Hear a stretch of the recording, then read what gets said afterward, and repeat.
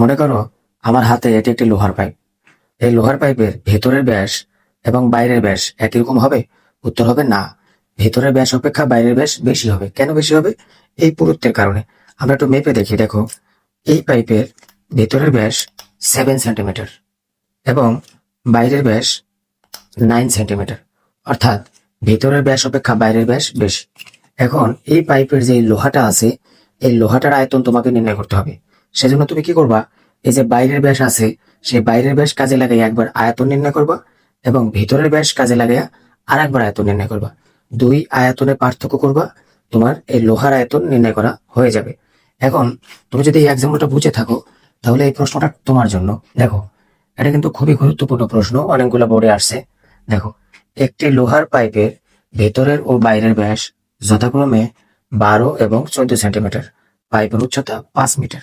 তাহলে দেওয়া আছে তোমার ভেতরের ব্যাস 12 সেন্টিমিটার এবং বাইরের ব্যাস 14 সেন্টিমিটার, এবং বলছে পাইপের উচ্চতা। তাহলে পাইপের উচ্চতা তুমি এটা কল্পনা করতে পারো, পাইপের উচ্চতা। এখন তোমাকে বলছে যে 1 ঘন সেন্টিমিটার লোহার ওজন 7.2 গ্রাম হলে লোহার ওজন নির্ণয় করো। তাহলে আমাদের প্রয়োজন এই পাইপের লোহার আয়তন। সেক্ষেত্রে আমাদের কি করতে হবে? বুঝেই ফেলছো, দুইবার আয়তন নির্ণয় করতে হবে। একবার বাইরের ব্যাস নিয়ে আয়তন নির্ণয় করতে হবে, আর একবার ভিতরের ব্যাস নিয়ে আয়তন নির্ণয় করবে। দুই আয়তন পার্থক্য করব, আমরা লোহার আয়তন পেয়ে যাব। আচ্ছা, তাহলে আমরা এটা শুরু করি। যে লিখতে পারি যে পাইপের পাইপের পাইপের ভিতরের ভিতরের ব্যাস ভিতরের ব্যাস কত? 12 সেন্টিমিটার। 12 সেন্টিমিটার, ঠিক আছে। তারপরে পাইপের বাইরের ব্যাস বাইরের ব্যাস কত? 14 সেন্টিমিটার। আচ্ছা, এখন পাইপের উচ্চতা দেওয়া আছে 5 মিটার। তাহলে আমরা লিখি পাইপের উচ্চতা কত মিটার? 5 মিটার। একটু খেয়াল করো, আমাদের কিন্তু পাইপের ব্যাস সেন্টিমিটারে দেওয়া আছে, ভিতরের ব্যাস এবং বাইরের ব্যাস দুইটাই সেন্টিমিটার দেওয়া আছে, কিন্তু উচ্চতাটা দেওয়া আছে মিটারে। আমরা কি করবো? এই উচ্চতাটাকে সেন্টিমিটার প্রকাশ করব। যেহেতু আমরা জানি 100 সেন্টিমিটার সমান 1 মিটার, কাজে এটাকে আমরা 100 দিয়ে গুণ করব। তাহলে 5 × 100, তাহলে হয়ে গেল সেন্টিমিটার। তাহলে 500 সেন্টিমিটার। আচ্ছা, এখন আমরা কি করব? পাইপের আয়তন নির্ণয় করবো। কয়বার নির্ণয় করবো? দুইবার। একবার বাইরের ব্যাস নিয়ে আর একবার ভেতরের ব্যাস নিয়ে। এখন আসো, এই আয়তন নির্ণয়ের ক্ষেত্রে আমরা কোন সূত্র অ্যাপ্লাই করব? আমরা এই পাইপের আয়তন নির্ণয় করতে গেলে আমরা বেলনের সূত্র ব্যবহার করব। তাহলে আমরা জানি বেলনের আয়তন বেলনের আয়তন তাহলে বেলনের আয়তনের সূত্রটা কি?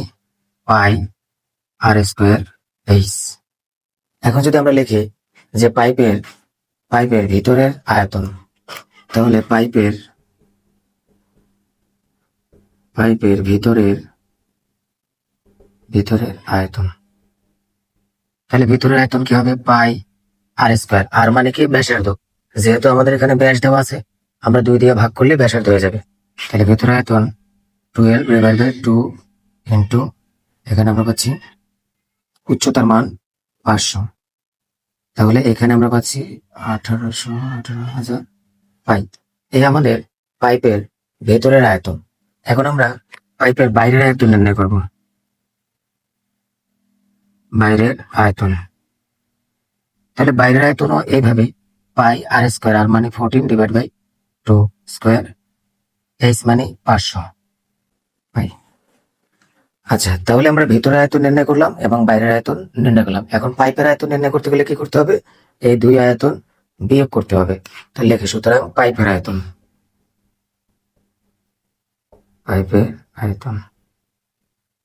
এই দুই আয়তন বিয়োগ করতে হবে।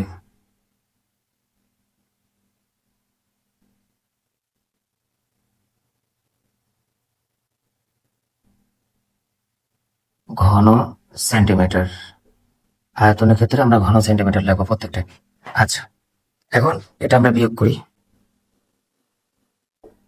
এই আমরা পেয়ে গেলাম পাইপের লোহার আয়তন। এখন কি বলছে?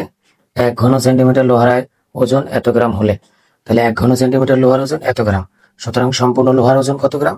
এটার সাথে এটা গুণ। সুতরাং পাইপে পাইপের লোহার ওজন, পাইপের লোহার ওজন 6 ইন্টু 7.2 গ্রাম। গ্রাম। তাহলে পাইপের লোহার ওজন পেলাম আমরা এত গ্রাম। এখন এখানে যত গ্রাম পেয়েছি এটাকে যদি আমরা 1000 দিয়ে ভাগ করি তাহলে হয়ে যাবে কেজি। তাহলে আমরা পেলাম পাইপের লোহার ওজন 147.027 কেজি। আশা করি বুঝতে পারছো।